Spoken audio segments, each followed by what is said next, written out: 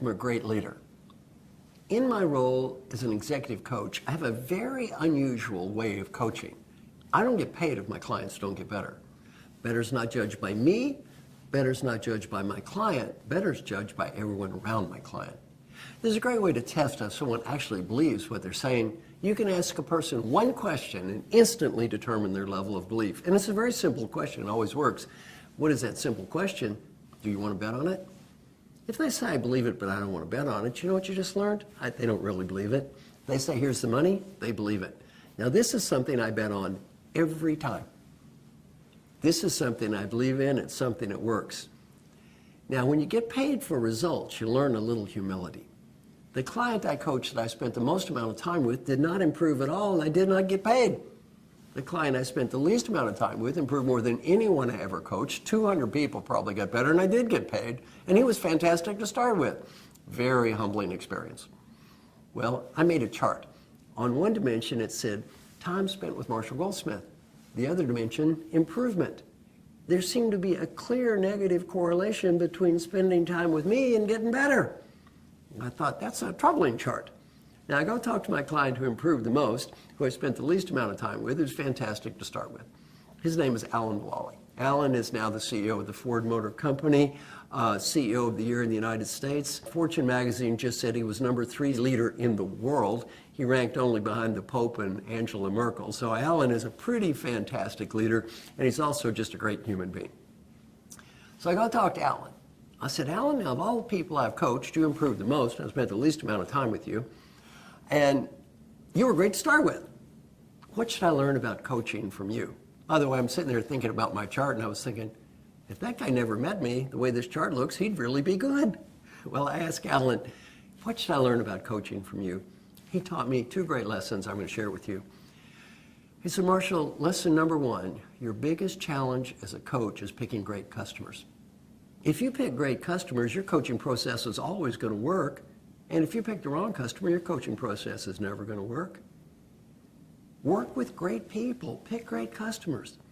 And he said, number 2, don't make the coaching process about yourself and your own ego and how smart you are. Make it about those great people you work with, how proud you are of them and how hard they work. Then he said, my job isn't that different as the CEO of this company. He said, I don't build these cars, and I don't design the cars, I don't sell the cars. I've got to have great people here at Ford to help me. They're the ones doing the work. And he said, every day when I drive to work, I tell myself, leadership is not about me. Leadership is about them. Well, these are some great learning points from a very, very great leader. And you know what? That applies in so much of our lives. Now, I'm going to ask you a question. Most of us never deeply understand these points. Have you ever attempted to change the behavior of a successful adult that had absolutely no interest in changing? How much luck did you have in those religious conversion activities? Now I'm going to ask you another question, a troublesome question, yes, an embarrassing question. Have you ever attempted to change the behavior of a husband, wife, or partner that had no interest in changing? And how's that working out for you? How's this one? Have you ever attempted to change the behavior of mommy or daddy who had no interest in changing? I was teaching my class at Dartmouth. The woman raised her hand. I said, who are you trying to change, mommy or daddy? She said, daddy. I said, what's old daddy's problem? She said, he does not have a healthy lifestyle. I said, how old is daddy? She said, 94 years old. I said, leave the old boy alone. I'm going to teach you a great lesson now for being a great coach. What is that lesson in terms of coaching adults? If they do not care, do not waste your time. If they do not care, do not waste your time. How much of our lives have been wasted trying to change the behavior of adults that do not care? And what is our return on that investment?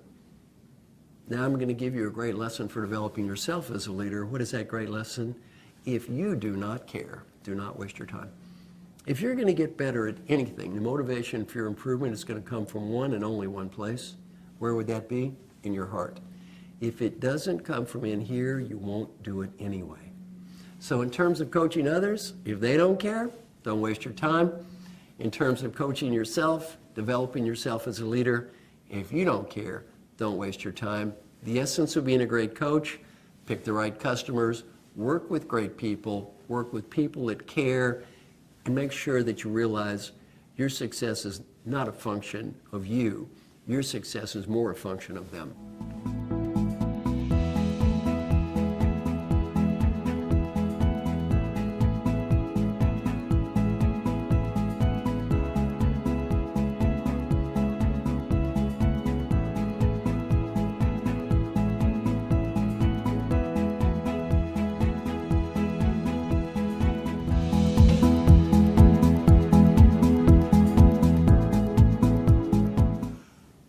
feed forward.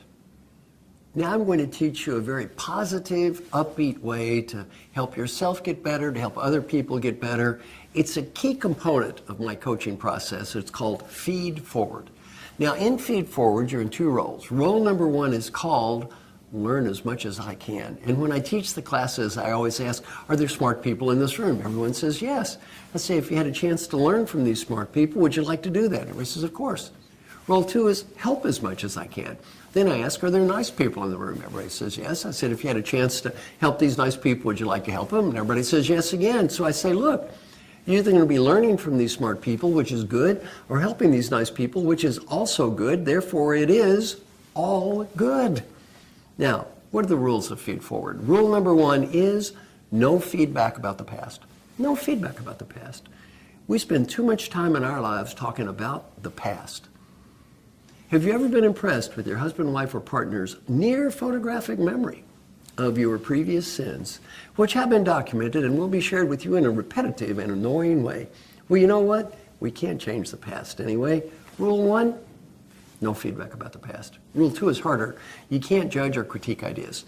In feed forward, you're asked to ask for input and listen to it without judging or critiquing. A good philosophy is, when I get an idea, I should treat it like a gift. Treat the idea like a gift. Now, if somebody gives me a gift, should I say, stinky gift, bad gift, I don't like your stupid gift? What should we say when somebody gives us a gift? Thank you. Treat the input like a gift, and you say thank you. Now, how does feed forward work? Well, you can do this with a team, a large group. I've done it from 6 to 6,000. Each person picks one area to improve. Not 30, not 50, not 101, and whatever they pick needs to come from their heart. Then each person says, my name is, I want to get better at. The other person gives them one or two very quick ideas for the future, no feedback about the past. They say thank you. The other person says, my name is, I want to get better at. One or two quick ideas for the future, no feedback about the past, thank you. They shake hands and rush off and talk to another person. The goal is to talk to as many people as you can when I do this in a large group, maybe in 5 or 6 minutes. At the end of the exercise, I say to the group, I want you to complete this sentence with one word. This exercise was, and they all say positive, simple, helpful, even fun. What's the last word you think to describe any feedback activity? Fun. Has anyone ever called you up and said, I have feedback for you, I'd like to have you come into my office? And you said, fun, fun, fun. Fun is the last word you think of. Yet when I do the feed forward exercise, no matter what country I'm in, 95% of the people say it's positive, useful, helpful, or even fun. Then I ask, why? Why do people see this as fun as opposed to painful? And they say, well, to start with, it's fast. One thing we do about coaching is we talk too much. And in this exercise, you learn to give one or two very quick ideas. Don't babble on. By the way, if I'm doing coaching, we often talk too much. I give you my best idea. Now I talk some more. My second best idea. I talk for an hour. My 75th best idea. What happens to the quality of our ideas? We keep babbling. They get worse and worse and worse. And you don't remember my first good idea. You remember my last stupid idea. Another term is it's simple. It's not too complicated. It's positive. It's focused on a future you can change, not a past you can't change anyway. Have you ever made a fool of yourself in front of important people before? How much fun is it to relive that event? Well, that's not a whole lot of fun. This is focused on what you can change, not what you can't change. Some other comments. No judging. I always tell a group, if I would have allowed you to judge or critique each other's comments, you'd have spent twice as much time debating about the comments as listening to the comments. How much do I learn proving you're wrong? Nothing. How much do I learn proving I'm right? Nothing.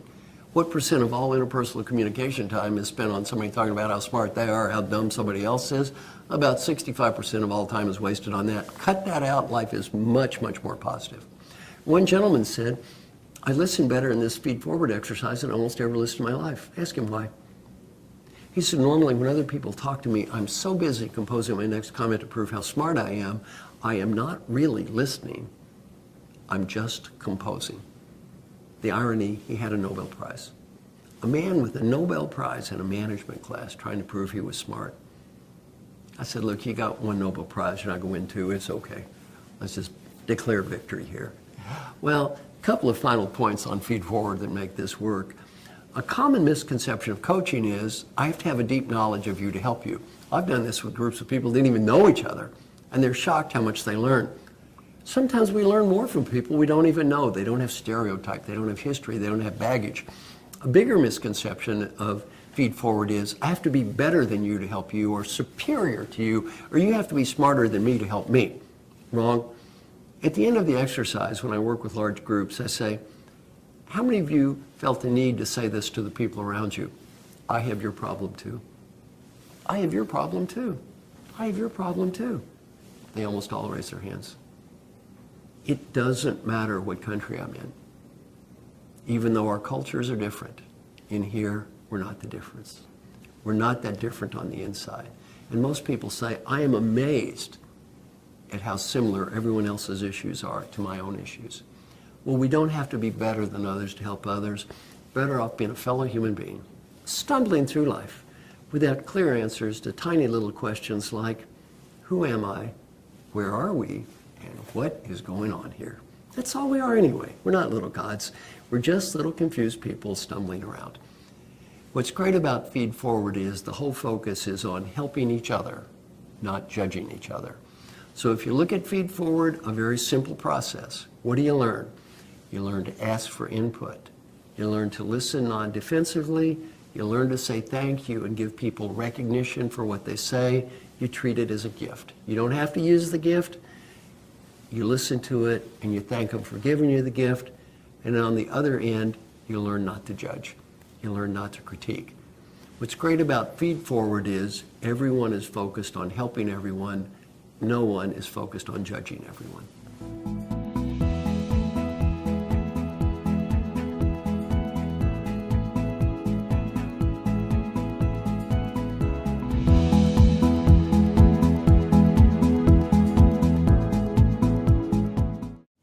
Coaching for behavioral change. I'd like to talk about when behavioral coaching works, and just as importantly, when behavioral coaching does not work. First, when will behavioral coaching not work? When will my coaching process be a waste of time? Number one, my process does not help people that don't care. If somebody doesn't care, they don't want to try, this process is not going to help them get better. This is not for saving the unsavable. This process works for people that do care. So number one, they have to try. Number two, they have to be given a fair chance. Sometimes big companies write people off and they don't really give them a chance, and they have this fake coaching process, which is not really about coaching. It's a thinly disguised seek and destroy activity. Well, if somebody doesn't really have a chance, they've been written off by the executives, don't coach them. Be merciful. Just fire them. Number three, behavioral coaching only solves behavioral issues. It doesn't help intellectual, technical, or functional problems. I get ridiculous requests for coaching. I probably get 10 times as many requests for coaching as I have time to do it. And some of them are just nonsense. A pharmaceutical company calls me, Marshall, we'd like you to coach Dr. X. I said, what's his problem? They said, he's not updated on recent medical technology. I said, neither am I. Well, I can't make a bad doctor a good doctor, a bad scientist a good scientist, a bad engineer a good engineer. Behavioral coaching only solves behavioral problems. Next, never coach an ethics or integrity problem. If someone has an ethics or integrity problem, fire them, don't coach them. How many ethics problems does it take to ruin the reputation of your company? One. Never coach ethics problems, fire ethics problems. And finally, this doesn't help someone who's going in the wrong strategy, the wrong direction. If somebody's going in the wrong direction, behavioral coaching only helps them get there faster. It doesn't turn the wrong direction to the right direction. Now, when will behavioral coaching work? Behavioral coaching works, at least my part of behavioral coaching, or my process works, if three conditions exist. One, the issue is behavioral. It is not intellectual, it's not technical, it's not functional, it's behavioral. Two, the person is willing to try. And three, they will be given a fair chance. If these three conditions exist, my coaching process always works. If these three conditions do not exist, do not use this process. It'll probably be a waste of time. So behavioral coaching, 70% of all requests for coaching, the issue is behavioral. The person is willing to try, and they will be given a fair chance. This process really helps in that 70%.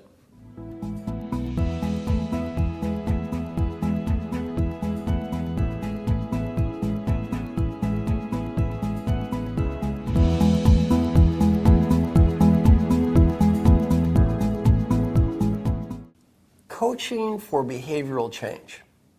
I now like to share the steps in my behavioral coaching process and hopefully teach you how to use this process yourself. Now, what I love about my process of coaching, it is highly transferable. For example, GE has taught hundreds of people to use our coaching process, and their results are just about as good as mine with their internal coaches. Thousands of people externally have been trained around the world to use our coaching process, and again, many of these people have fantastic results. This is a very, very transferable process. Now, I'm going to describe how I coach people. I'm going to use an example of someone who has the potential to be a CEO. In my own coaching, I either coach the CEO or I coach the future CEO.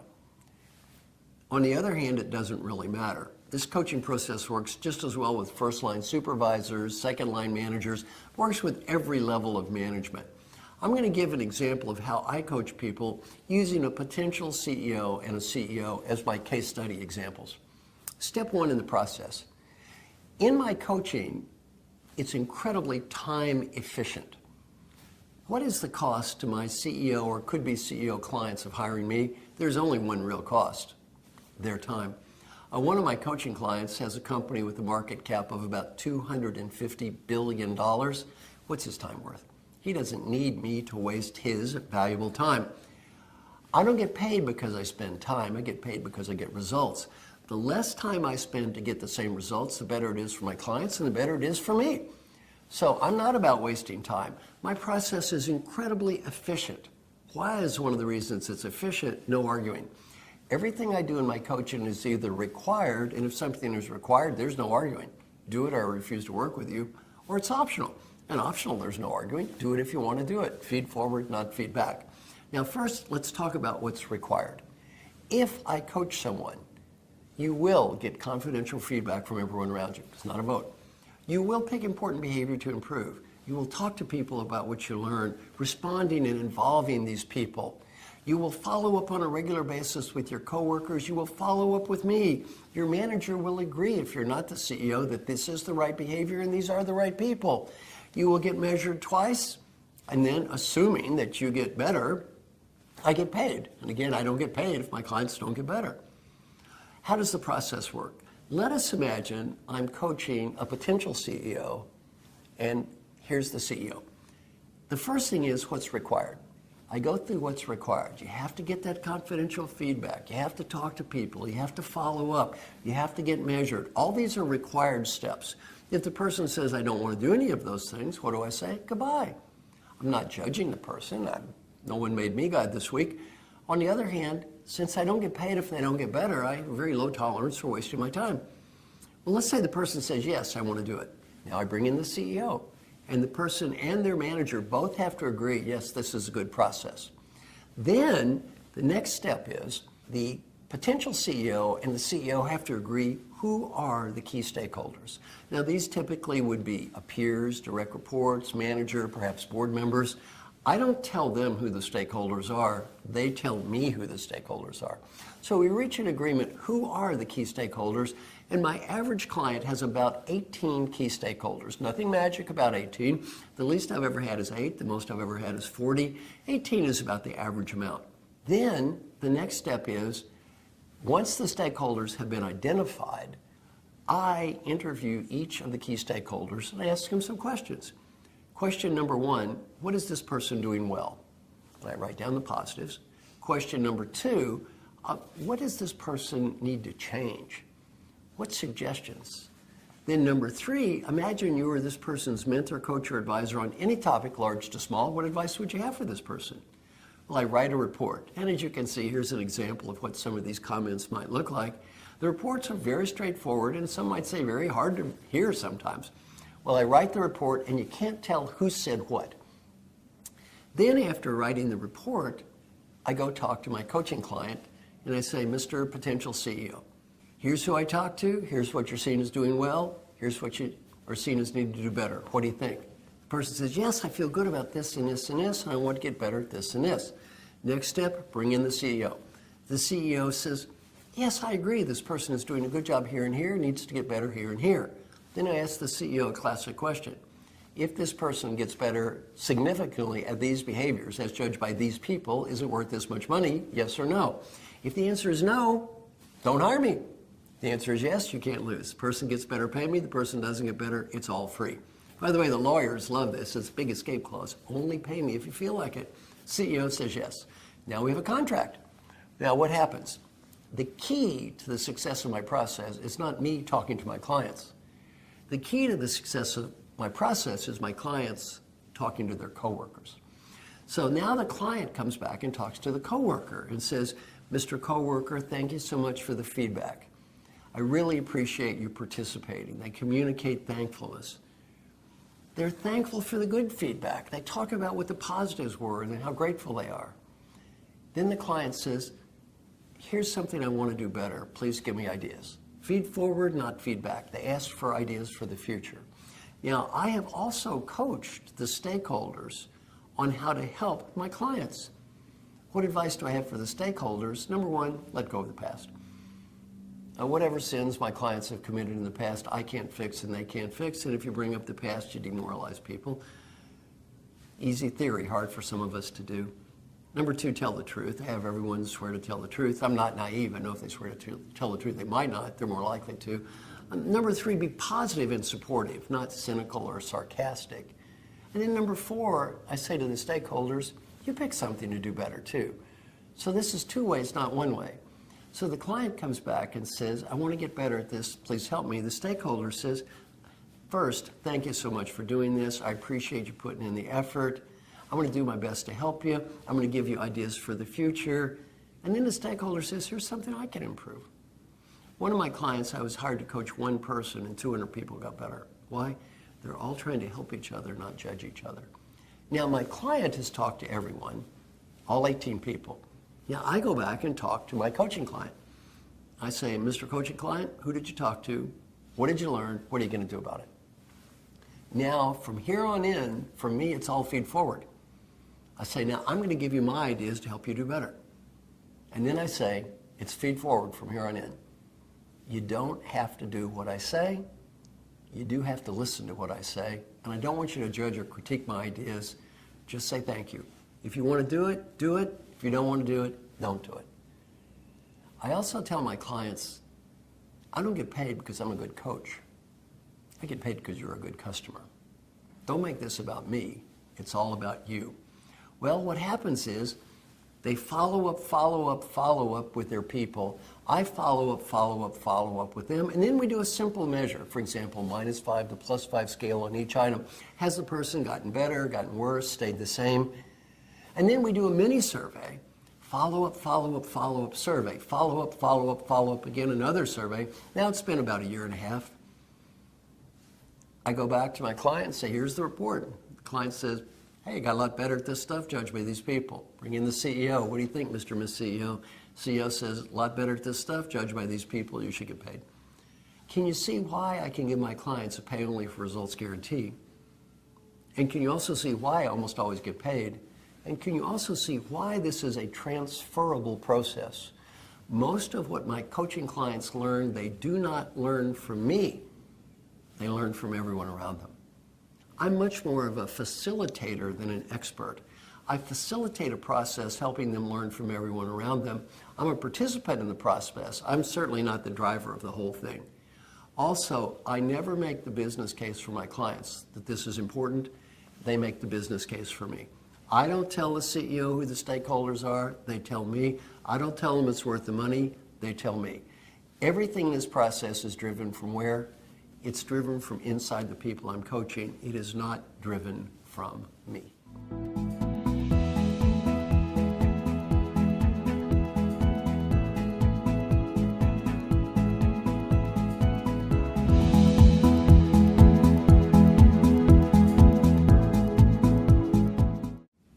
Changing behavior or changing perception. I'm often asked a question. Do people really change their behavior, or are they merely perceived as changing because they do that follow-up? Well, the answer to this question is kind of the opposite of what you might believe. It's much easier to change behavior than it is to change perception. One of the best research principles in psychology is called cognitive dissonance theory. Cognitive dissonance theory, what does that mean? Well, we all see people in a manner that's consistent with our previous stereotype. We all see what we think is there. We don't necessarily see what's there. We see what we think is there. Let me give you an example. Let's imagine that I think you're a bad listener. Well, once I have that stereotype, I'm going to look for bad listener in whatever you say and do until I find bad listener. Let me give you an even simpler example. Let us imagine your problem is you make too many destructive comments about other people. I picked that because it sounds so simple. You think that's easy to fix, just quit doing it. Not so simple. I'm your coworker. You go 7 months and never make a destructive comment about anyone. 7 months later you say, stupid SOBs in finance, idiot bean counters, how do we get anything done in this company? It's run by a bunch of stupid accountants. I hear you. My first reaction is, he has never changed. Situation B, you talk to me. I'm your coworker. You say, coworker Marshall, I want to do a great job of being a good team player, not make destructive comments. Give me ideas to help me in the future. I don't believe you're going to change. I don't believe you're going to change. Everyone I coach, you know what I teach them? If you practice this good stuff when you start out, you know what's going to happen? Well, your coworkers are probably just going to laugh at you behind your back. They don't believe you're going to change. Then I always say, if you practice these good techniques at home, our family members won't laugh at us behind our back. They're just going to laugh in your face. Well, nobody thinks we're going to change. What happens, though, 2 months later when I do the follow-up and I say, you know, Mr. Coworker, it's been 2 months. I said I want to be a great team player, not make destructive comments. Based on the last 2 months, give me ideas for the next 2 months. Now what happens? The coworker goes, you're doing a good job. Keep it up. It's been 4 months. It's been 4 months. Good job. Keep it up. It's been 6 months. You know, to be honest, I didn't think you'd change at all. It's been 6 months. You've worked very hard. I'm proud of you. Keep it up. 7 months later, stupid SOBs in finance, idiot bean counters. The coworker says, you know, you shouldn't have said that. You went 7 months without doing that. You say, you're right, I'm going to apologize. Situation A, did behavior change? Yes. Did perception change? No. Situation B, did behavior change? Yes. Did perception change? Yes. In leadership, it doesn't matter what we say. It only matters what people hear. And we all see what we think is there. One final little example. Next time you see a Roman numeral watch or clock, I'm going to ask you 2 questions. What does the 10 look like? And what's the 4 look like? Almost everyone says the 10, of course, is an X and the 4 is an IV. Look closely at the Roman numeral watch or clock.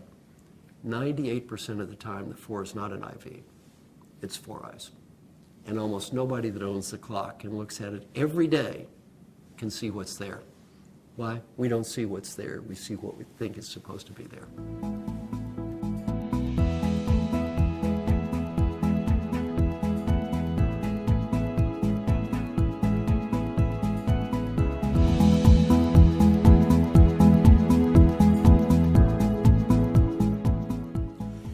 Team building without time wasting.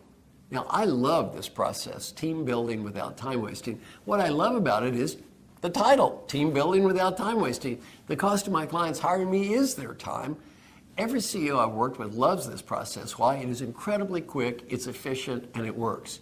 What are the steps in team building without time wasting? First, get up in front of the team. Everybody has 2 separate pieces of paper.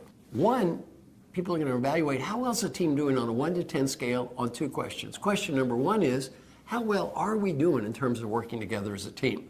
Now, when I say that, that doesn't mean how much money we make, are we efficient? How effective is our team process, interaction, dialogue, communication with each other? And question number 2, how well do we need to be doing? How important is teamwork for this team? Well, I've asked thousands of teams around the world this question. The average answer is, we are about a 5.8. We wish we were about an 8.7. Most of us don't feel our teams are working together as well as we hope they would be. Well, let's assume that you're doing this with your team, and the team says we are a 5.8. We wish we're an 8.7. Simple. You say, great. Let's close the gap. How do we close that gap between 5.8 and 8.7? The next step in the process is every team member, you say, write down 2 behaviors that if everybody in this team got better on these 2 things, it would improve the quality of teamwork. And they write down 2 behaviors. And these are typically common sense behaviors like listening, recognition, common goals, good things. They write down the behaviors. Then what happens next is You have everybody share the behaviors. You don't discuss people, you only discuss behaviors. And when you share those behaviors, the next step in the process is you say, okay, team, let's prioritize.